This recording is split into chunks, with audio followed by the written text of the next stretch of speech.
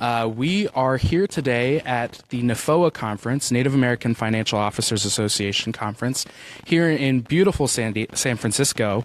And we are here to talk today about economic development in Indian country. We are here actually as a part of our new initiative called the Gen I Career Success Fellowship. And so we brought out 7 students to really learn about career development, learn about financial security, entrepreneurship, so many different things. And so they've been here since Saturday, learning from industry leaders, tribal leaders. And so we are going to be talking a little bit about the issues, talk about the experience that our fellows have been having. And so I'm going to just let our other speakers introduce themselves. Aloha mai kako. My name is Kapena. I'm originally from Los Angeles, California, but my native background is Hawaiian. I graduated last year, 2016, with a degree in music and social anthropology from Harvard University, and I have my minor in the study of ethnicity, migration, and human rights. I'm here as a NAFOA Gen I Career Success Fellow, having a phenomenal time meeting lots of really important leaders, lots of innovators, lots of entrepreneurs. It's just really exciting for me to be in this space, especially since right now I'm a Fulbright scholar in Lisbon, Portugal. Came a long way to be a part of this space, and I'm really, really enjoying it. Hello, my name is Gary Hayes, and I'm a 25-year veteran, and I retired from the Navy. And after I retired from the Navy, I went to work for my tribe, for what is the Ute Mountain Ute tribe, located in Toyac, Colorado. I was a tribal leader for 10 years for the tribe, and now I'm currently with NAFOA now as the Director of Tribal Relations. Great. Thank you so much, Gary, and thank you, Kapena, for being here. Kapena, I wanted to start with you because you're here as part of our special program, and I want you to kind of describe what we did yesterday and why did you decide to apply for the fellowship, and what have you gotten out of it so far? Ooh, lots of questions. I'll start with why I applied. I mean, really, like, why I'm here. I applied because I think it's important for me foundationally to have a grounding in where I come from, with my native background, and really have a very keen sense of what is needed within my community. And that's something that really guides me. It's something that, like my parents taught me, my grandmother taught me, is to really kind of ground yourself in your cultural identity. Being so far away from Hawaii growing up, that's something that I always had to actively search for, actively be involved in. And applying to the NAFOA Gen I Fellowship was a way of me actually doing that. What are the ways in which I can insert myself into positions where I am benefiting my community, or how I can network with people and meet people that can help me help myself in benefiting my community in kinds of ways. So I applied, put it out there, and what do you know, I'm here now. And I'm having a phenomenal time with the 5 other fellows that are here right now. Each of them having their own amazing story and their kind of driving force to contribute to their own native communities. So yesterday we all got together here at the Hilton in San Francisco, and we met with HR professionals, land managers, presidents of tribes, etc., and just really hearing perspectives on like what is needed within Indian country, within Native communities, and the awesome and amazing and inspiring things that are happening inside of those communities. It really kind of.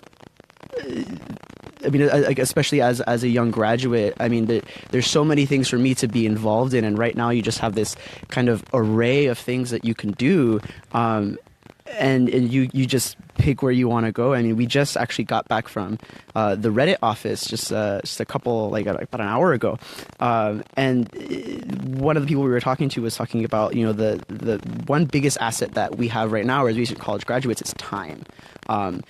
And our ability to kind of really put our feet in a lot of different places, and experiment, like having this idea of risk, really take a risk and go for something. And I think taking that idea and applying it to the ways we can benefit Indian country or Native communities in particular is really beneficial, right? I mean, I think lots of Native youth out there really do want to contribute to their communities. I think Native issues are becoming more noticeable thanks to social media in a lot of ways. And it's really all about marketing yourself to other people to help you go and benefit your community. So one of the biggest things that I learned yesterday was really how to market yourself, right? And what are the goals you need to be setting for yourself? I mean, having, kind of yearly goals, kind of career goals, pick 2 or 3 really kind of lofty ones that you really want to achieve. Break it down into months. Like, what am I going to accomplish per month to achieve these kind of lofty goals? Then break that down into weeks, and then break it down into days. Right? I have this handy dandy notebook here that I put my life inside, almost like what happened today. I take notes on what people talk to me about. Things that I really find valuable that will ground me in terms of finding my career path and ultimately benefiting my community. Great. Thank you, Kapena, for talking through that and what you've gotten through about it. And there has been so much that we've been doing that I'm glad you were able to condense it a little bit. Yeah, sure, if I answer everything. Yeah. No, it's all what you're experiencing. So Gary, you're a former tribal leader. You're working with NAFOA now, and if we look at kind of the data and statistics that exist right now in Indian country, we have overall see that poverty for tribal citizens is 2.5 times higher than a total population, and nearly 19% unemployment across Indian country, and on some reservation areas it's much, much higher. Economic development is super important for tribes. Can you explain a little bit to our audience what economic development means to tribes and how youth play a role in that? Thank you. As you know, there's over 567 tribes, federally recognized tribes, and one glove's not fit everybody.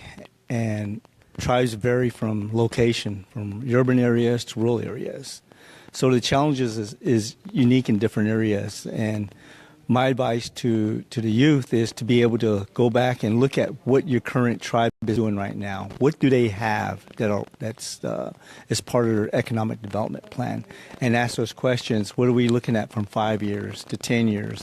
And how you can be able to participate in that. Because economic development, gaming, we talk a lot about gaming, but gaming can only take you so far. And entrepreneurship is another driver that really is not untapped in a lot of the communities in Indian country. And I think we've always been that way. We've always been, as before the Europeans came to our lands, we traded. We traded horses, we traded furs, so we're entrepreneurs in our own way.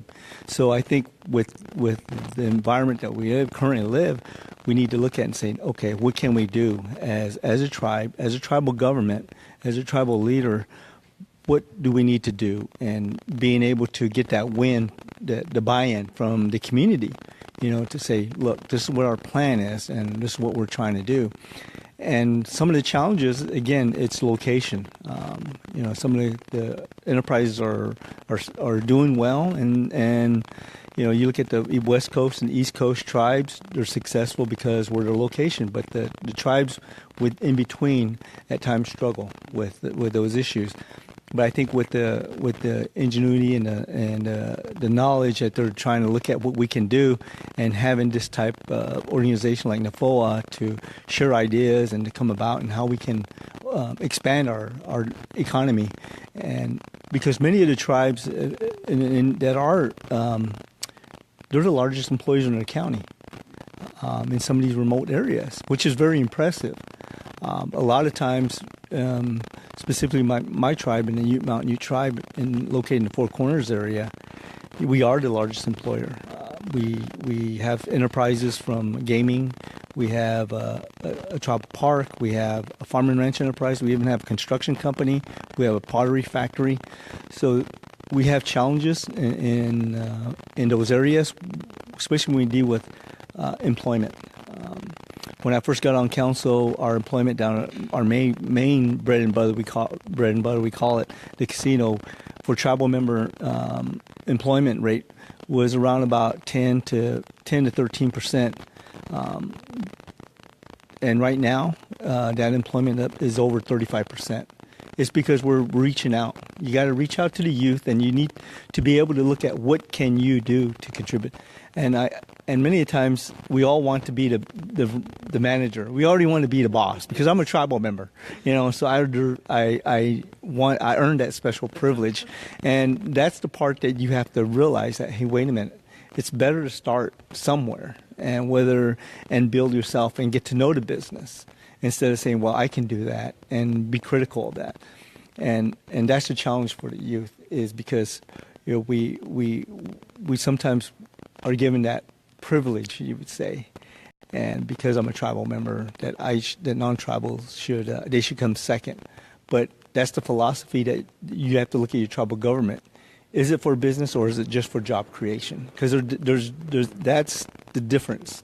Because if you're looking for job creation, you're going to have some challenges for tribal members, because all of them are able to be reliable and dependable, be on time, working the weekends, working the midnight shift. So those are the challenges that you face. So when you talk about the business aspect is that regardless of who you are, you're an employee, and you have a responsibility to show up for work. And building that work ethic up at an early age is going to benefit you throughout your life. And so I think that's the standard. If you really want to participate, and help your tribe, I think the work ethic is key and huge, and learning that, because many times, for my tribe, many of our youth come from single-parent homes, and that's a challenge. When your mother's working maybe one or two jobs, and so that work ethic has to be developed and created somehow. And I'm hoping the tribal governments will address that when they come to job creation. But that would be my suggestion: is the youth to look at what they currently have, and as you mentioned about a plan. What do you want to do? How do you want to come back and support your tribe? And the best thing that I've always advocate for the youth is to look at those professional jobs, looking at attorneys, CPAs, in the medical field, engineering field. Those are areas where we need that type of tribe members coming back in those career fields to build upon. And the challenge is going to be coming back home. Because you look at the housing area, look into housing within your communities, there's a lack of housing, the lack of quality of education, and all these things come in factor when you want to come back and look at the quality of life. So those are things that you may want to think about in back of your mind, that are you going to be able to sustain that type of a quality of life that you expect in your field. So that's a challenge for Indian country as a whole. Thank you so much for that, Gary. And I know that both Kapena, I'm very young. I still fall within Native youth age range. But something that I've seen as a general theme for Native youth is we want to help our tribal communities. We're just not sure how. And the more and more that we have conversations, I think we find more ways to figure that we can really kind of come back to our communities or other tribal communities to really serve our people. I think more and more youth who are our age and are just out of college, they're looking for ways to really help our people. And I'm really grateful that you addressed that in your comments, because we need direction, and we need it from tribal leaders like yourself, who we can look up to in that way.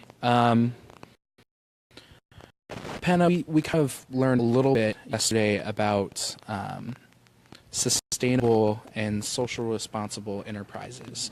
We had the honor of listening to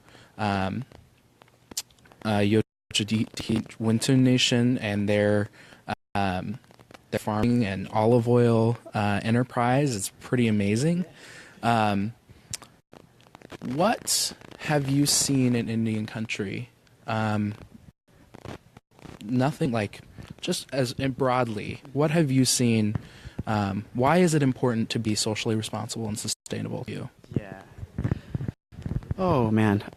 So it's strange. Like Hawaii tends to be a really kind of interesting place to look at native enterprise. A lot of the big struggle tends to be we're not federally recognized. So it's weird because there are lots of pros and cons to being federally recognized, but especially when it comes to business, things tend to be a little bit more. I don't know how you would put it. Not as structured. What is really interesting though, what I see particularly in Hawaii, are kind of grassroots small businesses that really go that extra mile to promote, like a very real understanding of Hawaiian culture. In Hawaii in particular, like there's a very deep grounding, within what we call like the host culture in a way. And you find that there are a lot of, new businesses cropping up, nonprofits, that are really there to help like perpetuate that, to visitors, to tourists, right? I mean, there are 8 million visitors to Hawaii every year. And and people really see that number as like a population that should be educated on where they are going. So like you get to this idea of people who really want to benefit, their nation, their tribe, their native community. In Hawaii, you really see that as being, dedicated to native arts, right? Kind of more native food practices or stuff like that. Like things that, really kind of represent Hawaii genuinely, not this kind of very done up, touristy, fantastic vision of Hawaii that has been perpetuated for, over 100 years now.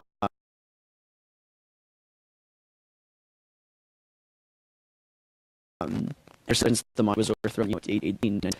So you see people, kind of looking at Hawaii, really trying to, write ourselves back into it, right? Like, what are Hawaiians doing? Their situation, and where do we want to be, right? I mean, there are lots of forward-thinking Hawaiians that are doing amazing work, that are really, really grounded in their culture and their background, and I love people like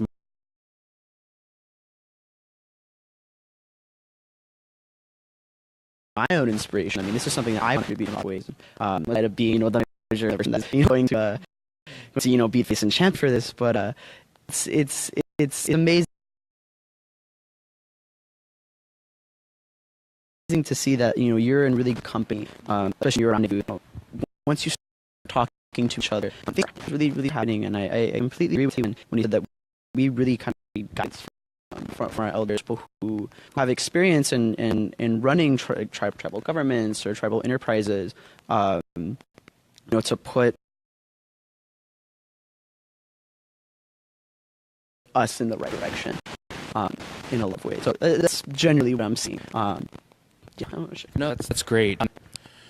Yeah, it's a struggle, I think, for a lot of tribes to figure out, how do we honor our culture and who we are traditionally, while also, protecting and surviving.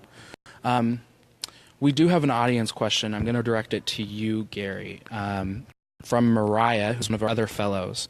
And she asked, where do you see the role of tech in Indian country in terms of startups and business ventures? So I think we live in a world now where technology rules.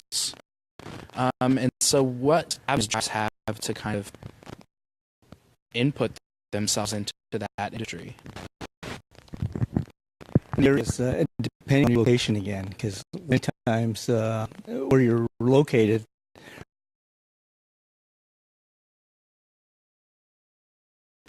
really depends on what the tribe has. But that's a great opportunity, though, because we continue to advocate for FSC to get more broad down community, and tribes are becoming more controlling of the utilities.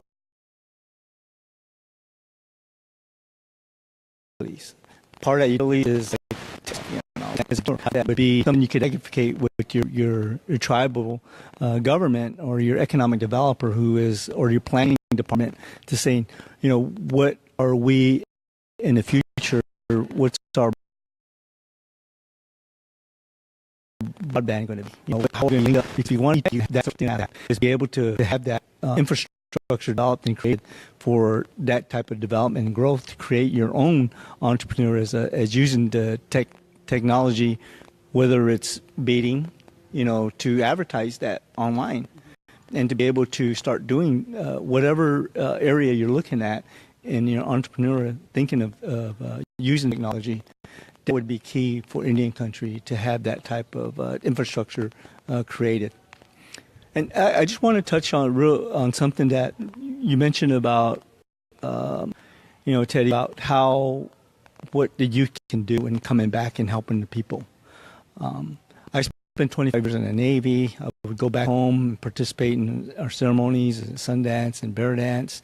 My father was a roadman in a Native American church, but one of the things when you come out here, it's easy for you to be accepted as you go on to your education and learn how to develop those skills and try to bring them back to the tribe. To be reaccepted sometimes it's a challenge, because I remember I joined the Navy and I used to come home, I would say, oh my goodness, something's changed. It felt like something was changing. And my friends would say, what are you talking about? We're still the same. What's happening is you're changing because you're seeing things differently than you have. And I think that's what's so great about, being out and getting your education and looking at different cultures. And I've just been fortunate to have that, to see different countries and to come back and look at home and say, oh my goodness. And my friends freak out when I would say, look at our mountain. Look at our mesa. Look, it's beautiful. And they're like, what are you talking about? I said, you guys have no idea the beauty that's around us. And I think that will always interlink all of us, especially the youth, when as we always say, don't forget where you come from. And there's going to be challenges. There's going to be all these things that are going to come forth. But where there's challenges, there's opportunities for you to grow too and build your character. And as you go, then you're going to be able to sustain that and overcome. Wow, thank you so much for that, because, it's all about perspective. I grew up on a remote island off the coast of Washington State, and I hated it as, growing up there. There's nothing to do. I was bored all the time. You have to take a 45-minute ferry ride to get to any sort of semblance of civilization. And it wasn't until I left for college and came back that I really started to appreciate the beauty of this place where I lived. And so I think for a lot of Native youth, they have this feeling about, I want to leave the reservation. Some, they don't want to leave. But for some of our generation, they want to leave.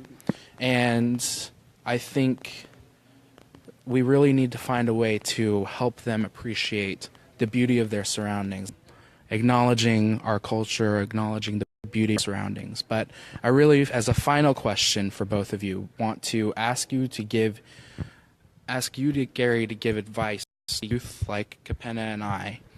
And Kapena, I want you just broadly about what any advice you might have for youth, going out into the world. And Kapena, I want you to talk a little bit about what you need, moving forward. What are the resources that you need to be successful? Okay. So, whoever wants to start. Okay. Yeah. Tell you what I need, right? Good job. I think for me, it's important to have a very strong, reliable, robust, diverse network. Network of people that, are all very capable, are all on the same wavelength, that, one way or another, through their different perspectives, want to do good for Native communities, for Indian country. I think there's so much power in just simply sitting down with someone and talking about a problem, right? What are the problems that exist within our communities, and how can we solve them, right? I particularly loved the session we just had at Reddit because it almost felt like it was going to turn into like kind of some boarding session about, how can we fix certain problems that have to do with tech and Native communities, right? I mean, one of the fellows, Taylor, was talking about how Amazon sometimes can't deliver to parts of the Navajo reservation because there's just there's no access, like there's no mapping systems that'll allow direct kind of package delivery. And there are real problems that exist, and I feel like if you're just sitting down with the right people who know what they're doing, who are professionals in their field, and are really willing to help you and put in the time and effort to really kind of guide you to where you need to go and what you need to do, many Native youth, including myself, would immensely benefit from that. And I think if that becomes a norm, if kind of reaching out through organizational efforts to Native youth and really inspiring us that like we can be agents of change, right? We are not limited by our youth or a lack of experience to create tangible change. Like that will result in something beautiful and amazing in a decade or so, when we really kind of come to leadership positions and start really running and coming into our own in a way, and like leaders in our community. That's about it. This has been a great session here. As I think about what advice I would give, so much that's going on in a community worldwide because of technology. Everything's fast paced. Everything's just so quick, and being able to not overload yourself with that. And I think the biggest thing that I would remind yourself is who you are. Where do you come from? And where do you want to go? Do you want to contribute back to society as a whole? And part of that is your tribe. If you really want to think about what would you do, and reflect on that, and think about and have patience. I think Creator was wise when he gave us 2 ears, gave us 2 eyes to see, but he gave us 1 mouth to speak. So be able to have patience and learn and see things, and remember the words that you say, you can't bring them back. You can't take it back. And be a good example to your community and those around you. Network, you mentioned. Network is key, because you want to be surround yourself with people who are moving up, who are encouraging you, because they can be so negative at times where you're going to doubt yourself. You're going to question yourself. Why am I here? And there's going to be struggles. We all have struggles. But as a tribal leader, I would sit back and take that criticism, but then I would always ask that question. As JFK, it's so true. It's not what the tribe can do for you, but what you can do for your tribe. And pointing fingers, you always remember, how many are pointing back at you. So you got to look at yourself and saying, am I going to be a contributor or inhibitor? And I think that's what's important every day of your life, is to overcome and be optimistic, regardless of the negativity that's around you. And with that optimistic and with the attitude of being a contributor, and remembering that many of our youth, the spirituality of where you come from, because our people before us, they struggled so much. And I truly believe their prayers of our ancestors who were struggling and going through what the federal government has done to our people, that we're strong people. And that prayer and their love for us is what sustains us inside. And I think you feel that when you think about where you come from. And that's always been my motivation, because I was raised by my grandmother. My mom passed away when I was young, and my father went back. And so I was raised by my grandmother. And that's what I always remember, is trying to make her proud. And everything that I did was... I would put it back in my mind. If I did something bad, I knew part of my mind would think, what would she say to me? And she would get after me. And so that would get up and go again. And that perseverance is what's going to help you, and that connection with your ancestors and who you are, that spirituality is going to help you over the issues that will come, those speed blocks, those roadblocks that will come in your life. Wow, thank you so much, both of you, for joining us. Wow, that's all I really have to say. But anyways, we are going to be continuing to have Gen-I Live every month. So look out for information next month about our next Gen-I Live panel. And thank you guys so much again for joining us. For having me.